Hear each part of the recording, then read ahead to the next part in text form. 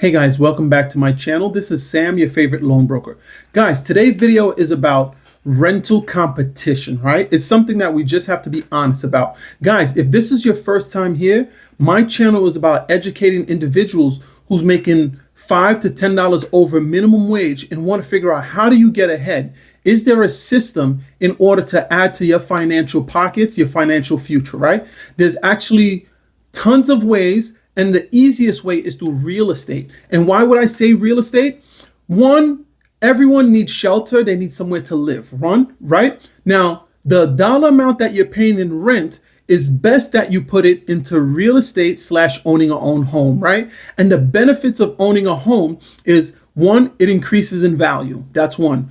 Two, owning a home can open up a lot of doors for you. A lot of people don't know that through a lot of things. When you call for car insurance, they say, hey, do you want to bundle car and homeowners insurance, which make it cheaper? That's one.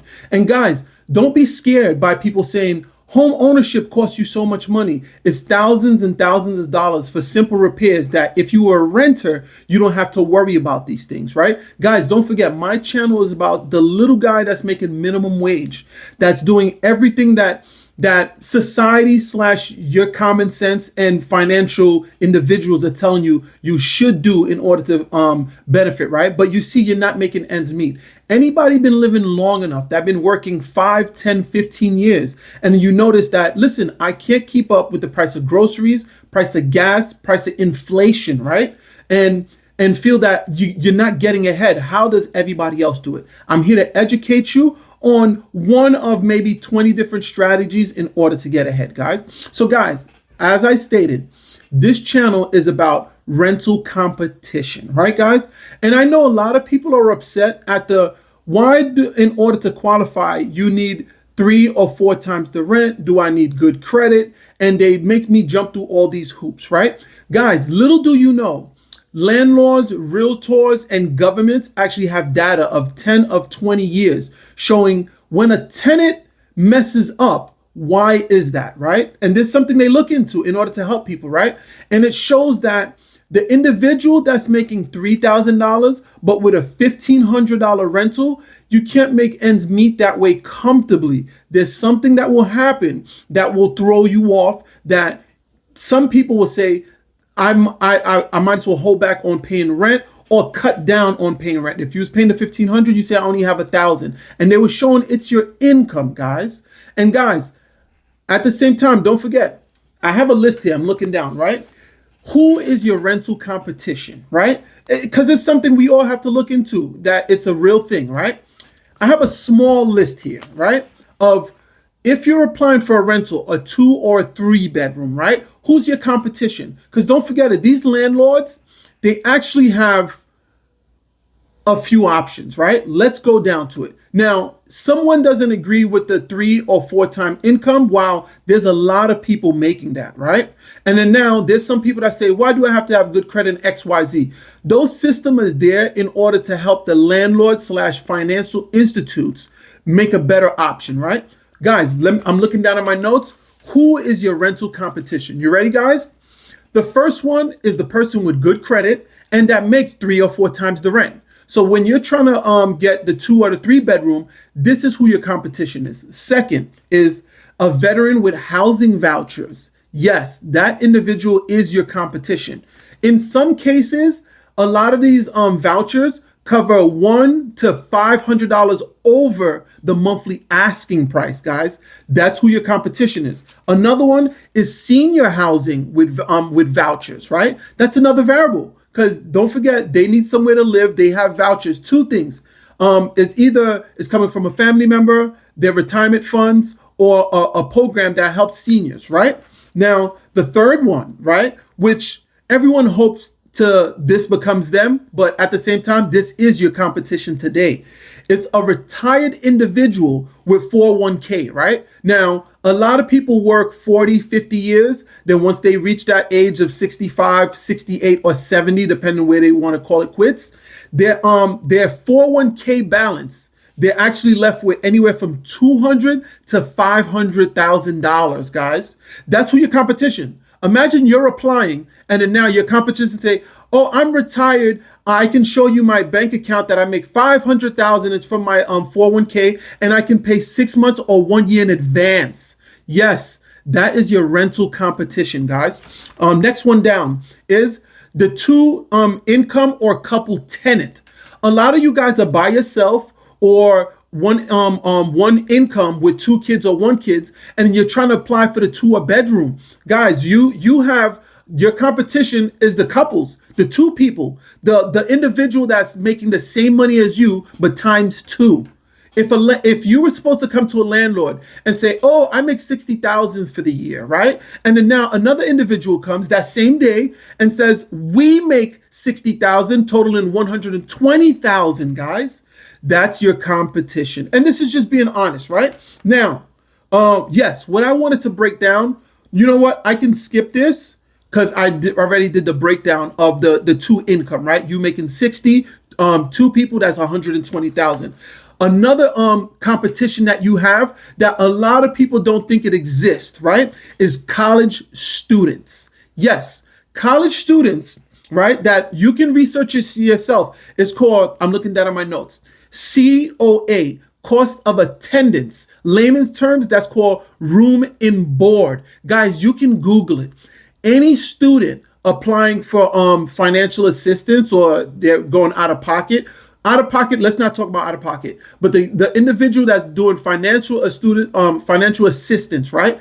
There's actually a dollar amount set aside for room and board. What is room and board? That's because they know you're studying abroad in another state, in another country, and then they're covering your rental that you can add on to your student loan, right? Which that individual pays 4 or 5 years down the line. Guys, you may think a student is not your competition, right? Guys, I used to be a cab driver, right? And the information, because anyone living or working will say, think about this, what I'm about to tell you guys. You have good credit, income, tax returns, and you want to rent a 2-bedroom, right? And here a student that never rented anything with bad credit, with student loan, is your competition saying, I want to rent there as well. Now, guys, I was a cab driver. There was a young lady, I said this in my other video, there's a young lady that got in a cab. She says she's frustrated of her living conditions. She's a student, she can't wait till it's finished, right? And I said, well, what's your living condition? She said in a 1-bedroom that she's in, she has 2 roommates, meaning there's bunk beds in that one room. She said she was paying $1,000 a month. And I said, why are you staying with 2 other people paying $1,000 a month? And then she said, Mr. Cab Driver, I'm from another state. And I didn't know this, guys. This video is not about this, but I guess you can pick up from this. She said, I'm coming up with it. She said she attended local college, Bologna University, and their little trick is the last year, the last semester, which is 4 to 6 months, they go to another state or to a big name university. That's what they do. Why? Because if you did 3 years in Bologna University, then you transfer your last semester into a pristine university. You graduate with that pristine college name. That's a little college hack that at that time I didn't know that was a thing. So they did 3 years or online college courses in Bologna University, and then they graduate with the big name of Harvard. But they only went to Harvard for 4 months, and then they got the Harvard diploma saying that's where I went. And back to what I was talking about. That student is your competition. You know why? That student / it's known, they say, I'll pay 6 months in advance. Also, some of them will pay the whole year in advance, even though they're only staying there for 4 months, guys. That is your rental competition, right? Down the line. Now, also, who's your rental competition? Special needs / disability rental vouchers. What you guys don't know, a lot of these vouchers, some of you guys want to know, why is rent overpriced? It's the same beat up apartment, but yet they're listing it for like crazy prices. Guys, these vouchers are giving $200 to $500 over the rental amount. Guys, I'm a landlord. I've been a landlord for 4 years since I bought my home, right? And I spoke to other landlords. There's an individual I knew. He told me there was a veterans association that called up. He had a fourplex. So he had two bedrooms to rent. They called them and said, sir, we noticed that you want $1,200 a month. We're willing to give you $1,500 a month if you're willing to hold these veteran and take this voucher for the next 4 years. You cannot raise the rent on them for the next 4 years. We're giving you $300 over today if you can do that, if you can commit. And that's what a lot of these vouchers are doing, guys. Section 8 is doing that. A lot of these housing vouchers are doing that. What you don't know also, when a homeowner, God forbid, but it does happen, when a homeowner, a fire happens in a building, you watch the same news I watch. You would see a building of 60 tenants get they're homeless. They'll go to a shelter. You know, the government, rental insurance, housing insurance, and the government pitches in and give them somewhere to stay for 3 months, guys. That's who is your competition, guys. Guys, I'm looking down at my notes. I want to break down something. A lot of people are on the internet saying, don't buy a house. You have expenses, which I want to make another video on that too, right? Guys, these houses are not breaking down every year with $5,000 to $10,000 worth of repairs. There's people that lived in homes 5-10 years that didn't have to do a single repair, guys. Not every home you see has a roof leak, that the boiler isn't working, that something is breaking down, guys. Depending on the building, depending on the area, houses are not breaking down that they have expenses every year. Like that's just not true, guys. So now here's a breakdown of the variable of renting and owning a home, right? Now, I'm gonna do apples to apples. There are two people work at the same job. They make, how much is it here? They make $6,000 a month. Wait, is that what I wanted to point out? No, they make $66,000 for the year, right? That rounds off to $5,500 a month. Guys, I'm talking about gross, not net. Why? Because everyone gets taxed differently. But now, to simplify it, two individuals, both of them making the same money a month at the same job. One is renting, one is a homeowner, right? Now, here's the breakdown. The renter now, they're paying $2,500 a month. In a year, that accumulates to $30,000. And let's just do a comparison of 4 years. Let's just say the renter is going to leave in 4 years and the homeowner is going to sell and either go back to renting or go to another home in 4 years. Let's just do a small 4-year comparison, right, guys? So the renter now, $2,500 a month. It might be a 2 or 3 bedroom. I'm not sure. But let's just say, let's keep it at 2 or 3 bedrooms, right? $2,500 a month. In a 1 year, that's $30,000. In 4 years, that's $120,000 of your hard-earned money that you spent that went to rent, right? Now, when you're ready to leave, what do you leave with? Your security deposit of $2,500. Now, let's look at the homeowner. The homeowner now, what I'm gonna do, I'm gonna make the homeowner have a higher mortgage, right? So the renter's $25,000, the homeowner is paying $3,000. So now the homeowner is paying $3,000 a month, and in a year that's $36,000, and in 4 years they spent of their hard-earned money $144,000. Now, here's another variable that some people don't know. I know a lot of you guys might want to use this, and I'm going to use this because I have to be realistic, right? Please hear what I'm about to say. Out of a $3,000 mortgage, $3,000. A percentage go to tax, a percentage go to insurance, a percentage go to homeowners, a percentage goes, it breaks down either 4 or 5. One goes to property tax, that the bank or you do not profit from that. Another one goes to homeowners insurance, that the bank or you do not well, you as a homeowner profit from it, but I'm trying to say if 10 years go by and nothing happened, you pay 10 years of insurance. So I don't want to say it's wasted, but we kind of know, like, I don't want to say it's wasted, but you kind of get it. But homeowner insurance, if nothing happened, it went to waste. The bank doesn't profit from that. You doesn't profit from that, right? Now, the bank also put insurance on the loan, which you as the homeowner are paying as well. Now, that's something that's out of your control. You're paying that as well, right? There's something called interest and principal. Now, the interest is what goes to the bank's pocket. The interest, 2 ways you can look at the interest. It's either paying down the home that you purchased or when you sell, that money goes back to your pocket, right? So now, out of a $3,000 mortgage payment, only $720 is going back to that individual's pocket or paying down the home. Yes.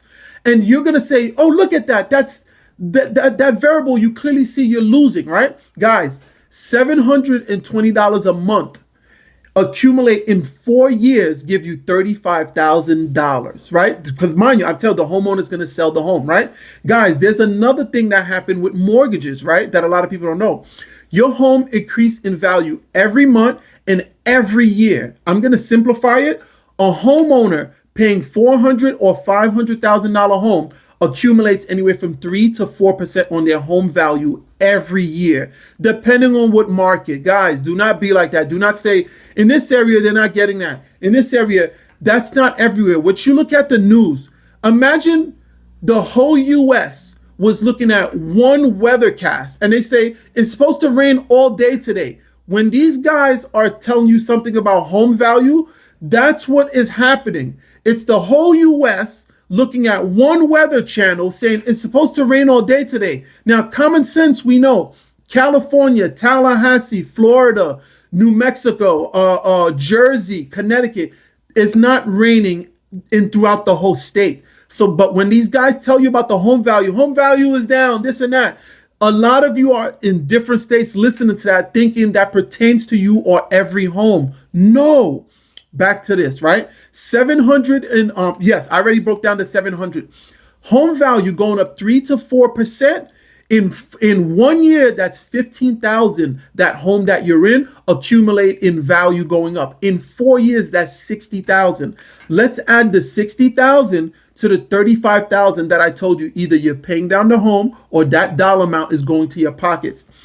If the homeowner is selling and moving out, now guys, I actually undervalue this home because some people, there's certain numbers when you hear online, you may say, this guy gotta be lying.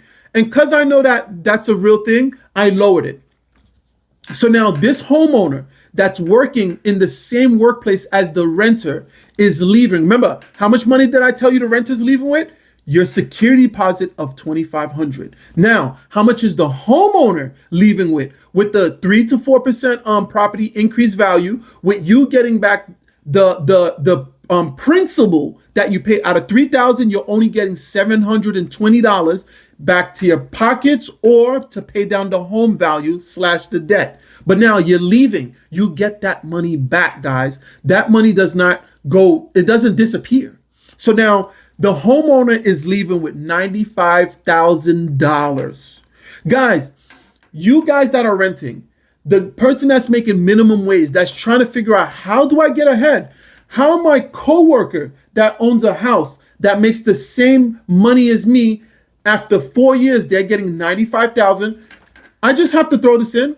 You see that $95,000 I'm talking about? I'm being very conservative and moderate.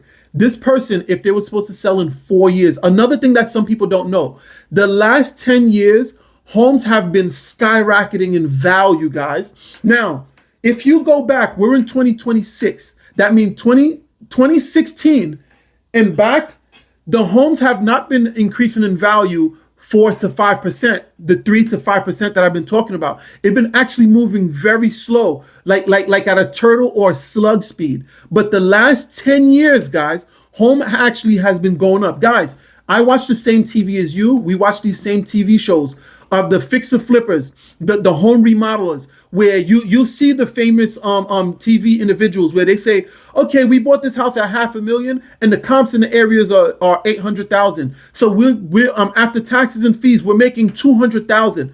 This fixer flipper bought a house and in 6 months made 200,000. That's not a makeup thing. That's not special effects. That's a real deal thing, guys. So guys, you guys that are renting, that are thinking that's the smartest thing, that someone scared you. Don't get me wrong. Maybe you might know 5 people that own a home that go, oh my God, the home prices are like the repairs. I wish I would have been a renter. Unfortunately, it's I don't know what to call it, guys.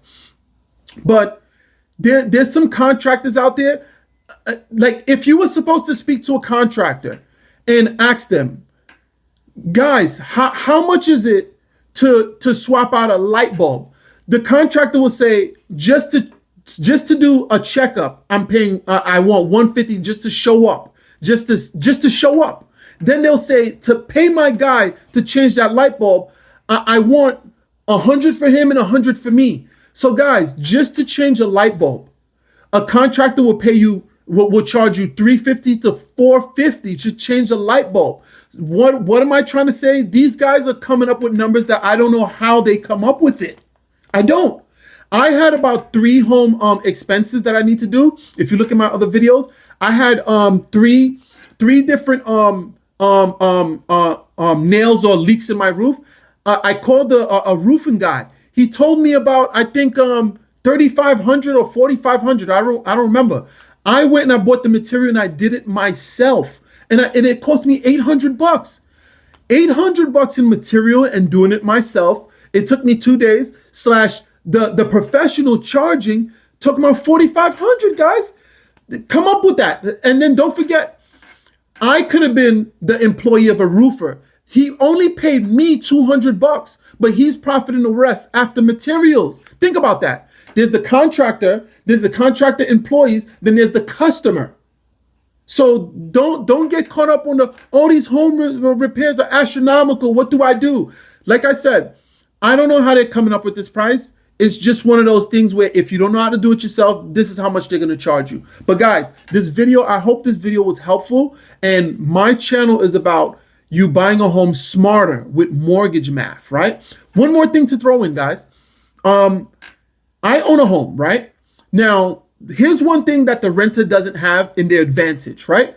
If you own a 2 or 3 bedroom, you only can rent it. You can't sublease it. If you do, it's either it's in the rule book or it's not in the rule book. When you own a home, you can now, it may sound weird. In every house that's listed how much the bedrooms is, someone can live in a basement or attic, depending if you have it where it's called habitable, meaning with sheetrock and fire safety, meaning 2 ways to escape in case of a fire. My rent on my mortgage when I started was 23. Right now, it's, let's just say 28 because it went up with property tax and insurance, right? Now, the 28 that you hear I have to pay, I have a tenant. From when I first came in the first month, my mortgage was 23. I rented it out to someone that needed, guys, for $1,000. Now, I'm actually owning a home and I'm a landlord and I'm building equity, and really I'm paying $1,300 a month. When 1 month before me buying a house, I was paying in rent $2,300, and it was about to jump up to $2,800. So guys, and right now my tenant left, and then now I'm raising the value in a sense of that's what it's the market value, and the value that I put it at is at $1,200. Same space, $1,200. Guys, I got over 200 different applicants saying, let me get there. There's really cheap. Because why? The area I live in is good for car insurance, is good for homes, is good for individuals who have a certain type of pharmacy insurance. So my area is a sweet spot for tenants. So that's why people are flocking to certain areas. Guys, you are human, you adults just like me. You have the same headache as me. So we know when we go to the groceries, believe it or not, 20 minutes to the left, your car insurance can be $50 more. 20 minutes to the right where you're living, meaning different zip codes give different car insurance price quotes. So where I'm at is the sweet spots. Why? Because there's not that much, probably none. No car theft, no like potholes, no towing, no like city comes around taxing, giving you a ticket. So I'm in a sweet spot. So a lot of people 20 minutes away would love to live in my neighborhood. Besides my neighborhood, and guys, on my private platform, I try to educate you guys on the sweet spot to buy homes. And if it's not a sweet spot, get somewhere to build equity in order to make some serious cash. Guys, this video is about minimum wage people trying to figure out how to make it out there, guys. So I hope you learned something. And the rental, this video is about rental competition. So guys, you guys renting, you don't know it. You're in a bad spot. If you can buy a home, and then guys, my video is not about getting a house and paying it 30 years. That's not what it's about. It's about you getting ahead with your equity slash how can you make money in that first month of owning a home, guys. So take care, guys.